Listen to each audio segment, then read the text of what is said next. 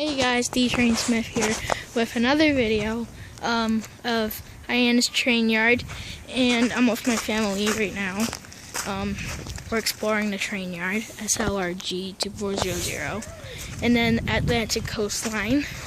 It's Cape Cod Central Dome car, then the two double-deckers, Cape Cod Central 1501 down there with Florida Adventures trailing.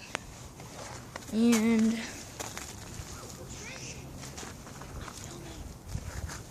filming. And then we got some abandoned down there. Right down there. And that's it.